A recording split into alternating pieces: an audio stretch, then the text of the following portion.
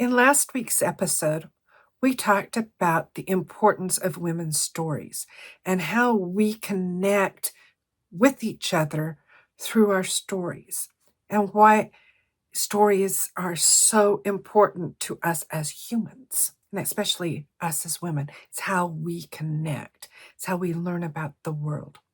In this episode, part 2 of that, we're talking about a shifting of the paradigm in how we can tell our stories and share our stories. The past paradigm and what has been held up as the best way to tell a story is the hero's journey. There's a different way. That is the heroine's journey. And the heroine's journey is how we as women perceive the world and experience the world. It's how we experience our stories. It's a different way of writing a story, telling stories, and having a lived experience, and the psychological journey of our life journey.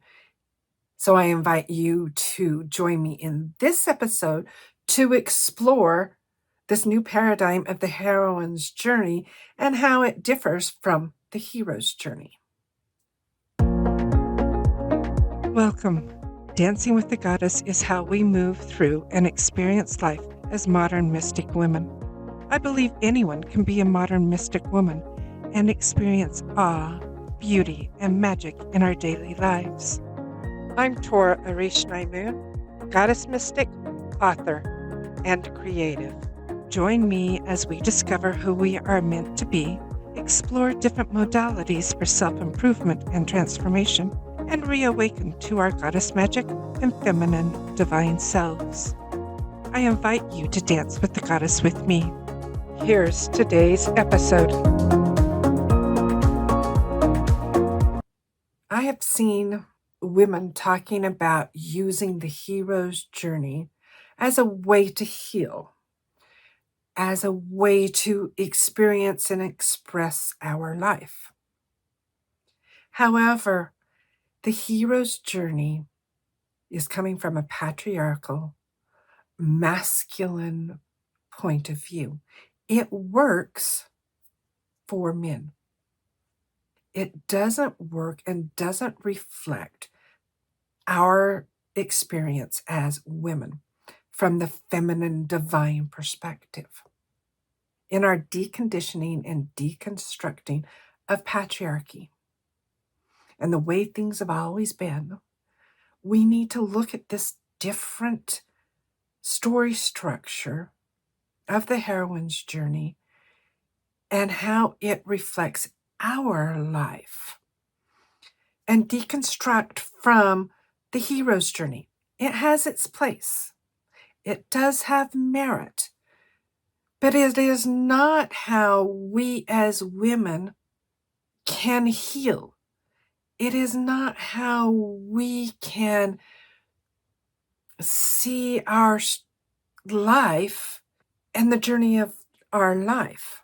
We experience and perceive life so much differently than men that we should not be using the hero's journey, the male perspective's journey, and applying it to our lives.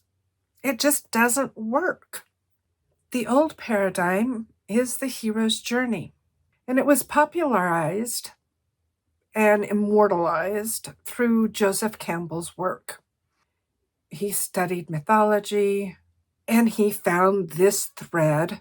He saw that they followed these certain beats, this certain path, this certain journey, and he coined the term the hero's journey because it was all about the hero.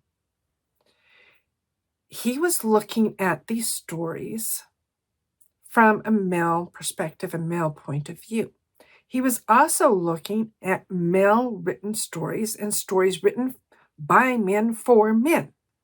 He didn't look at women's stories. He didn't look at goddess stories. He didn't look at stories written by women for women. And the hero's journey is used very much in modern storytelling. You find it in action and adventure stories, thrillers. Most epic fantasy follows the hero's journey. A lot of sci-fi does, westerns especially. Police procedurals are also a form of the hero's journey. The 3-act play structure, kind of a hero's journey. You have the hero being called on the quest, going on the quest, killing the bad guy. 3-act structure. A good example of the hero's journey that most of my audience would be familiar with is Star Wars. George Lucas was a big fan of Joseph Campbell and of the hero's journey, and he wrote Star Wars following the hero's journey. So if you want a good study of the hero's journey, Star Wars is a good example.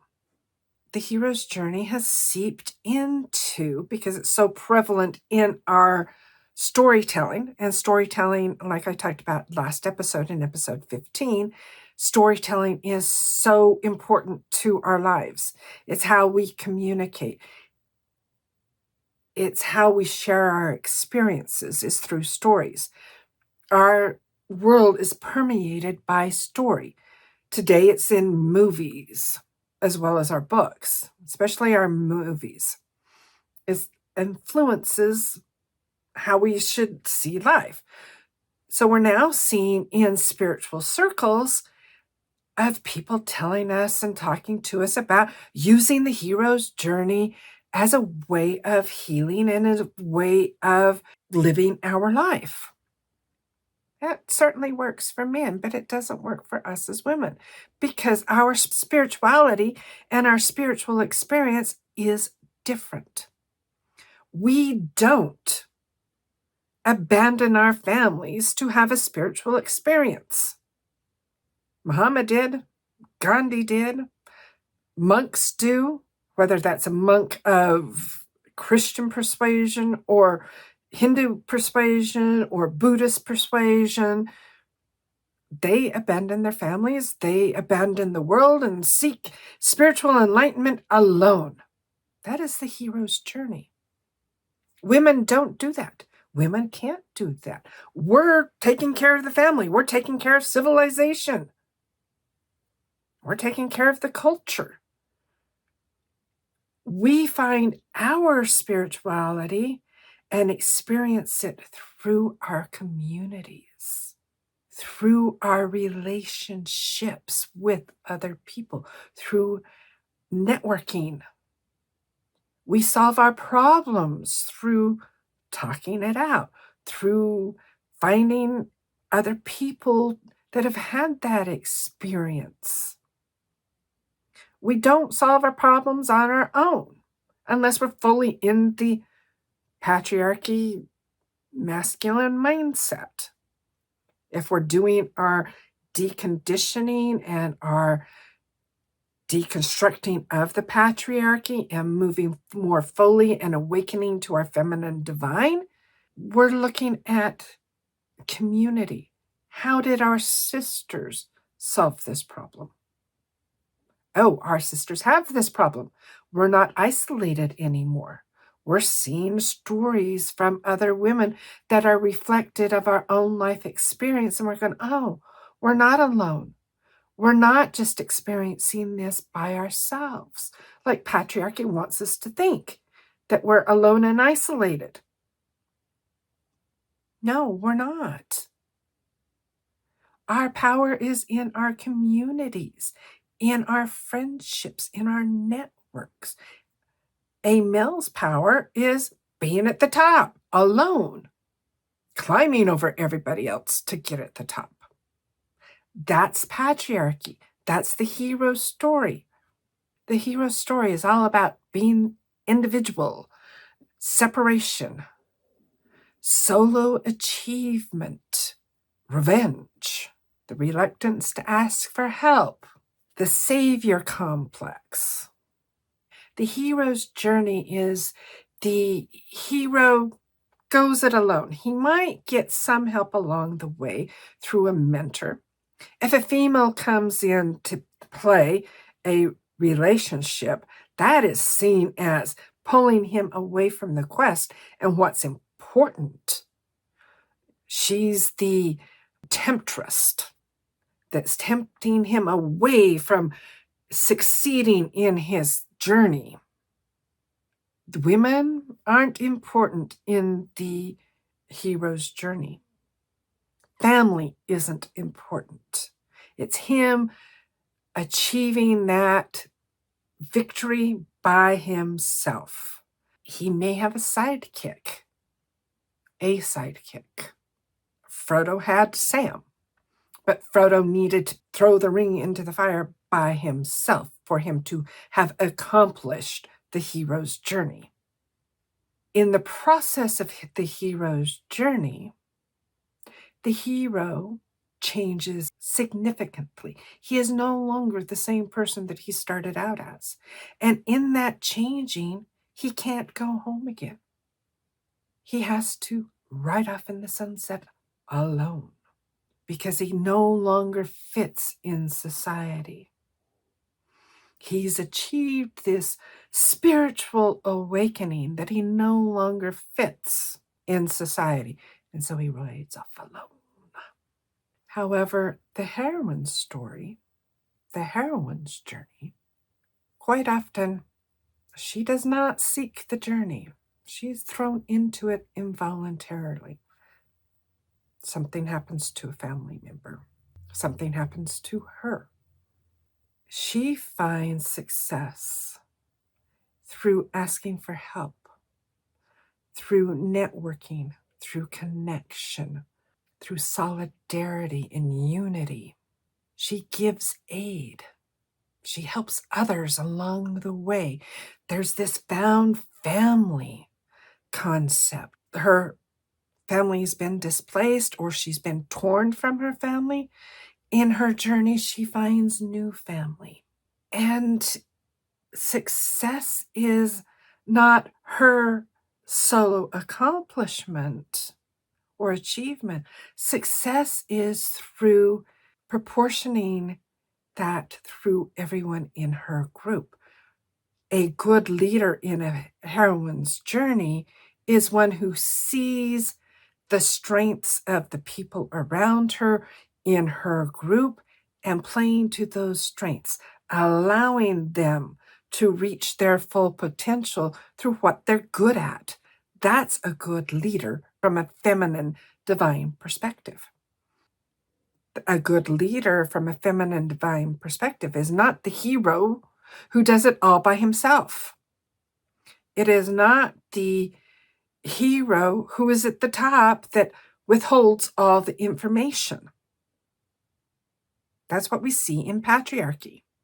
In the feminine divine way, women share information. We lead from a spider web. We don't lead from a pyramid. We lead from a spider web or a wheel. And we can use the heroine's journey not only in how we write and tell our stories. Some of this is from an author perspective because I am a fantasy author as well as a nonfiction author. But it's also how we can live our lives. Our life experience is we are stronger together. We're stronger in a community. How many of us as women have a found family, a family of friends that support and love us in a way that our blood family never did? If we're very lucky, we have a blood family that does support us. I'm kind of in the middle there with that. My daughter definitely is one who supports me, and I support her fully, unconditionally. I have friends, girlfriends that do that. And in this feminine divine journey, we're not discounting the place of men. Some of our found family are men, but they're not our whole life, like it would be in a hero's journey or the way the patriarchy wants us to live our life. Men are important. My father is important. My grandson, my son-in-law is important to me. They're part of my life. So we're not discounting and pushing men away. They're included in our community. But we as women find our strength in a community of other women. We don't look to men to tell us what to think, how to behave, who we are. We look at ourselves and we look at our community of women to find those answers. We look at the goddesses. The goddess Brigid is the goddess of storytelling. We can connect with Brigid or Brigid in helping us to tell our stories in the way that we need to tell them, in the way that's right for us from that feminine perspective. And this idea of the heroine's journey and how we can live it, how we write our stories or tell our stories. I'm including oral storytelling. So if you're telling your stories through TikTok videos or Instagram reels or through a podcast or YouTube, that counts. If you're sharing your story through a blog, that counts. It's not just fiction stories. If you're telling your story and sharing your information and your wisdom through a nonfiction story, through a nonfiction book, that counts. That's us sharing our stories. That's sharing our voices. And your voice needs to be heard, my sister. This way of living totally fascinates me. And this way of telling stories fascinates me. And I've found, since I've learned about the heroine's journey, that that's how I tell my stories naturally. If you read my fiction books, they follow the heroine's journey. Could be because I follow the goddess and the heroine's story is reflected in the goddess's stories. If you want to join me in a conversation about this, you can join me either in the free Facebook group that I have, and the link to that is in the show notes, or in my paid membership where we can go deeper than we can in a Facebook group. And we're not having the patriarchy gatekeeping that Facebook does.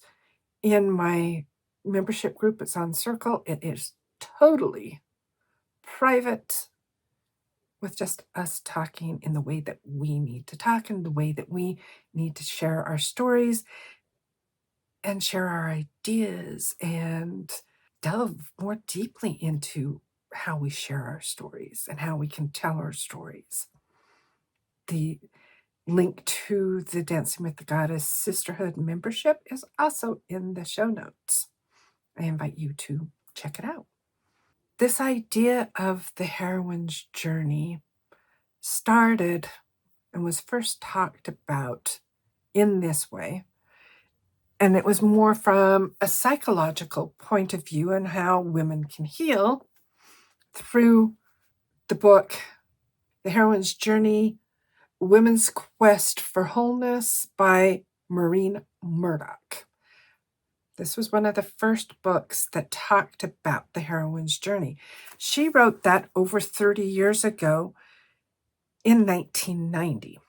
The copy that I have is the 30th anniversary that came out in 2010. It's good, but nobody was talking about in the concept of deconditioning or deconstructing from patriarchy wasn't even a thing in 1990. So a lot of the heroine's journey still has that patriarchal point of view. And coming from that patriarchal need to heal the father wound and healing the wounded masculine and identification with the masculine. So there's a lot of masculinity within Maureen Murdock's heroine's journey. It's a good start.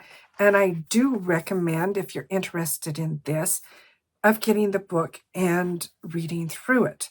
Just being aware that there hasn't been this deconditioning or deconstructing from patriarchy in it. She's making inroads into connecting with the divine feminine in it, but it's not fully there yet. The next place where we can learn and explore this, and another author that it took from Maureen's work and looked at it more deeply, was From Girl to Goddess, The Heroine's Journey Through Myth and Legend by Valerie, Estelle, Frankel. And this looked at the heroine's journey through how women were depicted in myth and folklore, and especially the horrible treatment of that. In the book From Girl to Goddess, she's doing some analyzing of these myths and the differences of Campbell's hero's journey and Murdock's heroine's journey. This is taking it closer into the feminine divine and looking at that from the feminine divine perspective. It was published in 2010.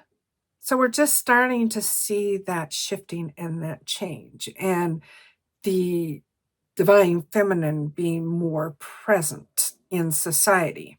Not like it is now, but it was more present.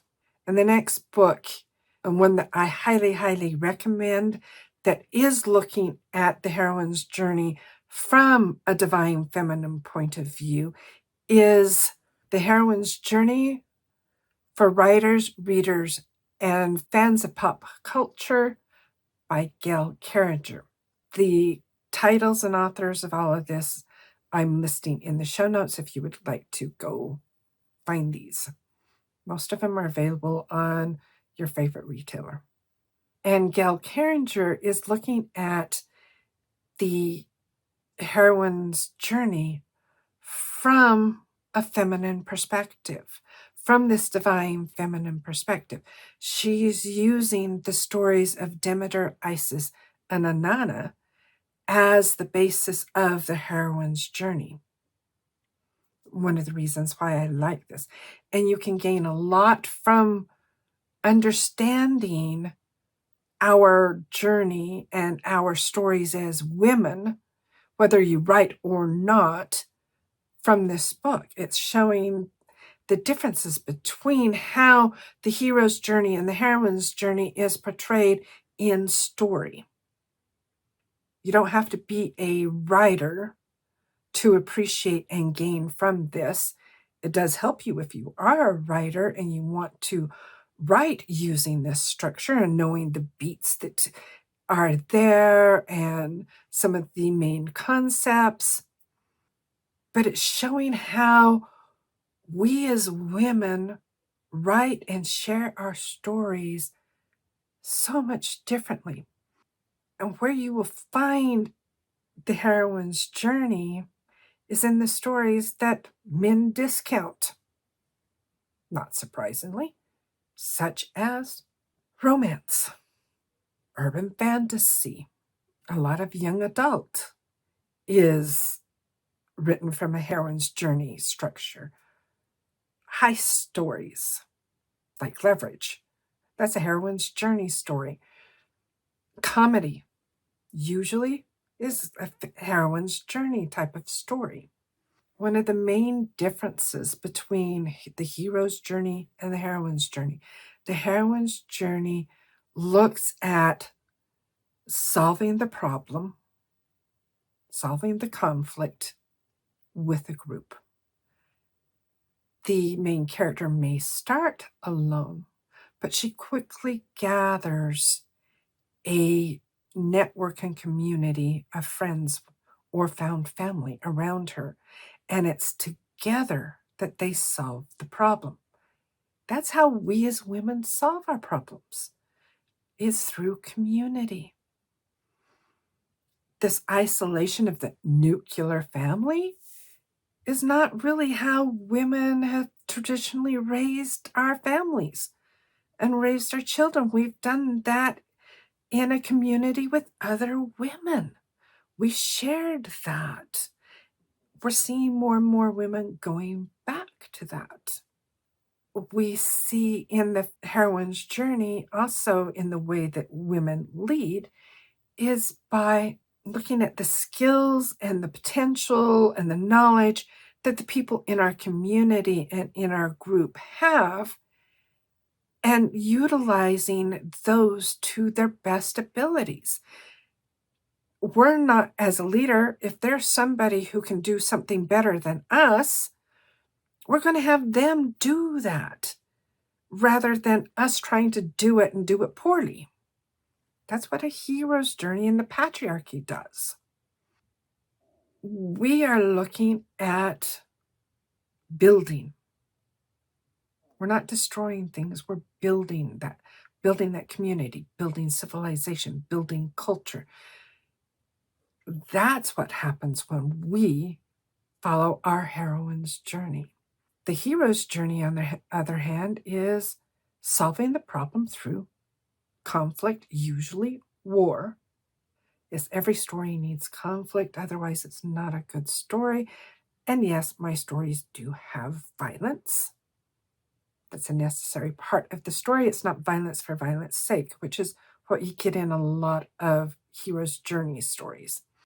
The hero journey has that dark night of the soul, where he has his spiritual awakening done alone. We, as women, have spiritual awakenings and not necessarily done alone.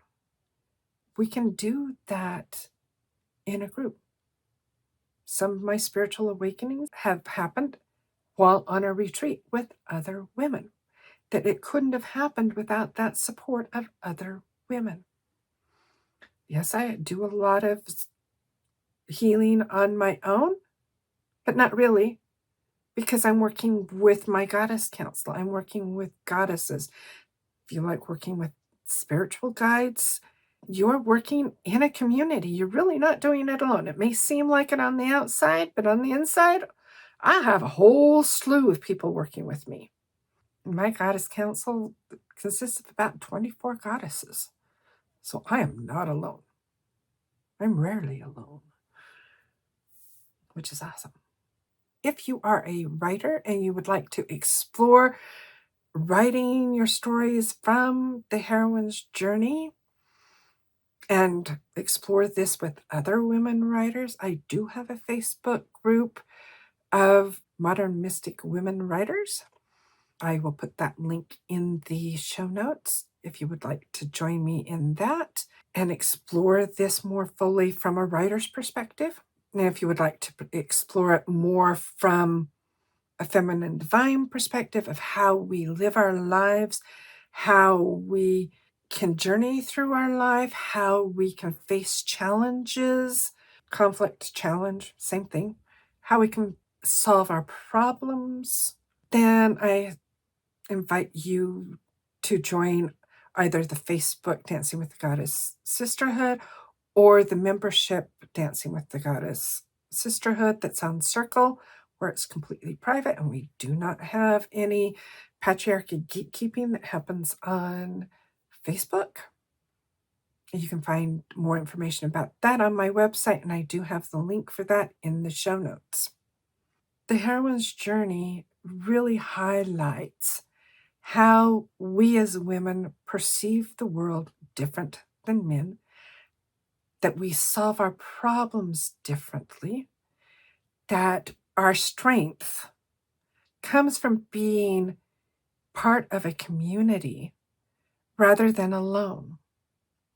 This deconstructing and deconditioning from patriarchy includes remembering that our strength is working with other women. It is through supporting other women. And I saw a recent TikTok video where they were talking about not just supporting other women, but hyping other women and being really excited about their work, their accomplishments. And not just saying, oh, I support you. Do you support them through your dollars? Are you buying books written by women? Are you buying products made by women or women-owned businesses? Or are you going to the mega corporation to buy your products and feeding that patriarchy machine? And I talk a bit about this in episode 15 on valuing women's work. Part of that valuing of our women's work is our stories. How we do business is reflected through this heroine's journey. We do business, if we are in our feminine divine, much differently than men do. Our focus is on providing a quality product. It is on fairness and harmony and balance. Yes, we want to make money because you need to make money for your business to continue, but we're not going to make money at the expense of our employees and our customers, like what we're seeing in patriarchy capitalism today. When women gain wealth, when we're in our feminine divine, our wealth is spread through our community. It's shared with our family. It's been shown time after time after time that when you give women money, such as microloans in third world countries, why they don't do that in developed countries, I don't know, because the same thing applies, that when you give these microloans to women, the entire community benefits and grows. Whereas if you give money to men, only the men benefit. It's difficult in a developed country like the US for women to get bank loans, to have people invest in their company, even though it's still shown that women are better business people, better leaders, and when women have businesses, their communities benefit.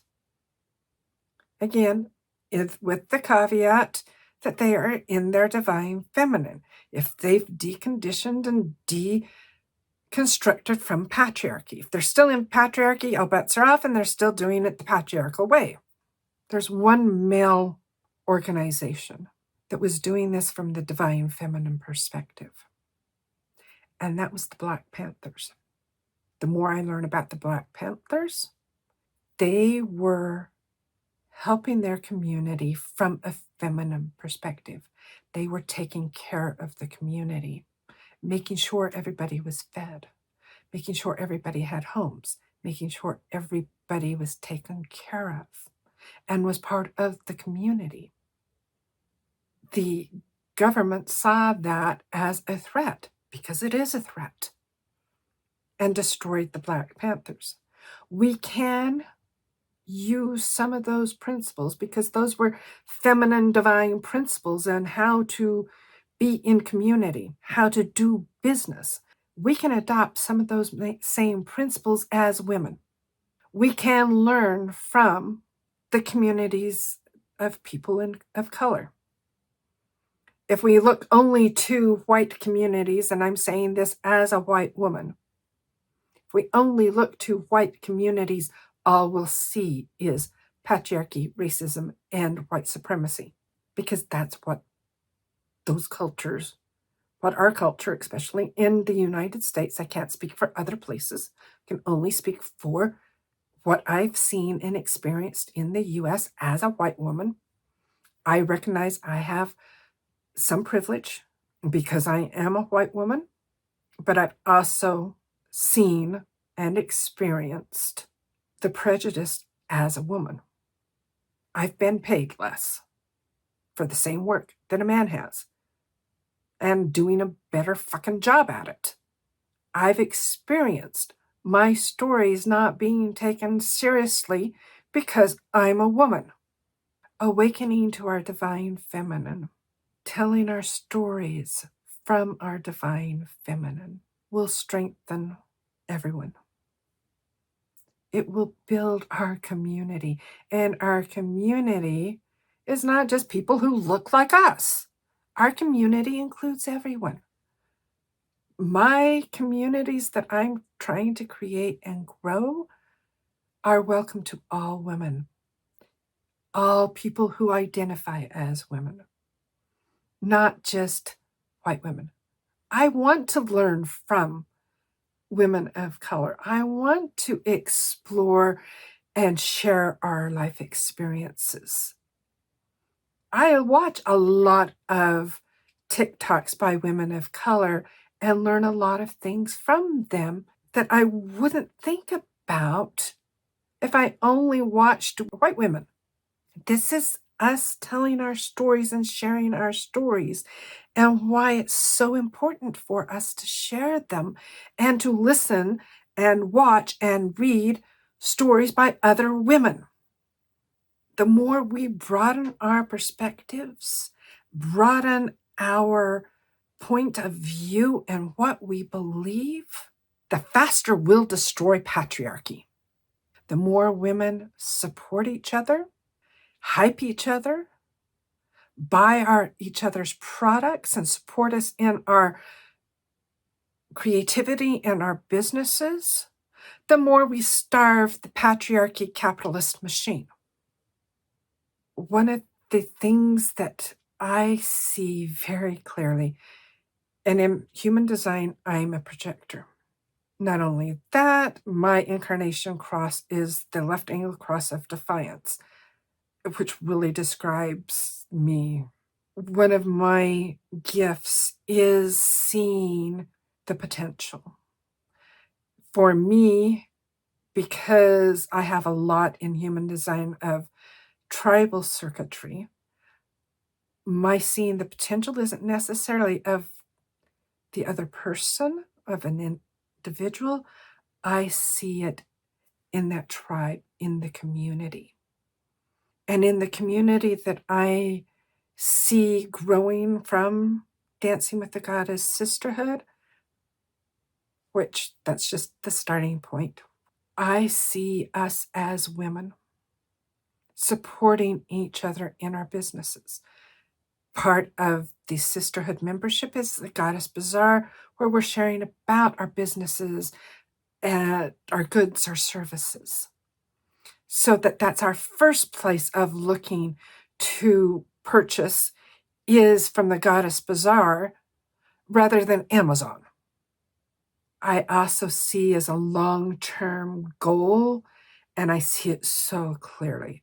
I rarely see clairvoyantly, but this is one, there's been clairvoyant images of this, is us supporting each other through our investments, through our money, not just buying products, but investing in each other's businesses, whether that's a investment association, through fundraising. I see amazing fundraising gatherings that we do together, that we're supporting each other, that we're raising money for women to get their business off the ground or to grow, giving those microloans to women to just get them started, because sometimes that's all that we need to connect and network with each other, so that you're a good marketer.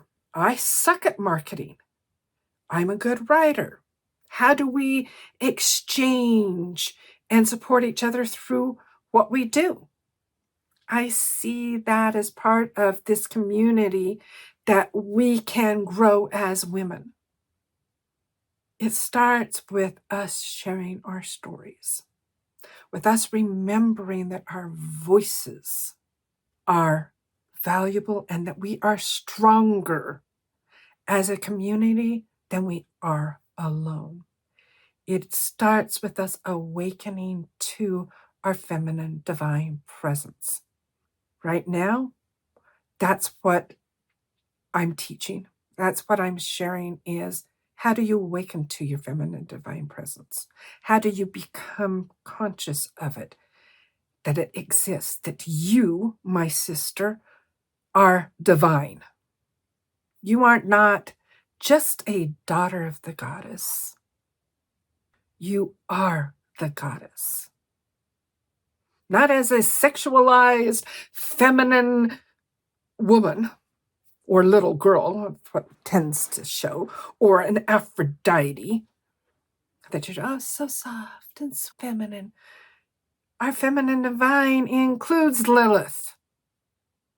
It includes the Morrigan. It includes Kali, these strong, dark goddesses.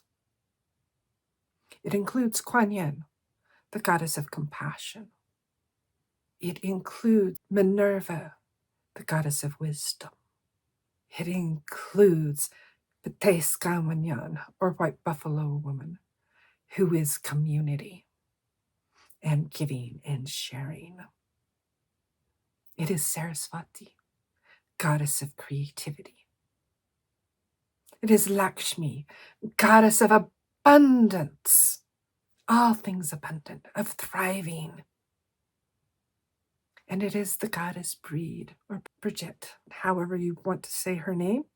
She is the goddess of women's work and the value that we have, that our work has value and is necessary, not just for survival, but for thrival. She is the goddess of healing, and she is the goddess of storytelling. So I invite you to connect with the Goddess Brigid or Brigid and ask her to help you tell your story in whatever medium that works for you. Whether that's writing, whether that's writing a story, writing a blog article, writing a social media post, writing a nonfiction book about your experiences, a memoir, or a narrative nonfiction, whether that's telling your story orally, through a podcast, through a video, whatever works for you. Whatever's right for you. For me, I kind of do it all. I have Gate 2 in Human Design, which is the feminine creative, plus Gate 1, which is the masculine creative. So, ideas. My sister, your voice, your story is needed. We need you to share your story. We need to connect with you through your story and through your heroine's journey. Not your hero's journey, your heroine's journey, your goddess journey. I would love to read your story, to listen to your story. So share with me your story. And all of my connections are in the show notes. I'm on all the social medias, or you can email me, but you can connect with me on my website, dancingwithgoddess.com. Super easy. And with that, we're complete. May you dance with the Goddess Brigid to tell your story from the heroine's journey, to tell your story from your feminine divine perspective and experience. Much love here. There is much, much love here for you. Thanks for watching. I hope you enjoyed this episode and it deepened your dance with the goddess. Please subscribe to our channel, like and share the video, and feel free to comment. This helps more women find our show. To support the show, please donate to buymeacoffee.com DWGpod. Your donations help support the cost of hosting, editing, and production of the podcast. We appreciate your support. May the rest of your day be amazing, and may you dance with the goddess in love and joy.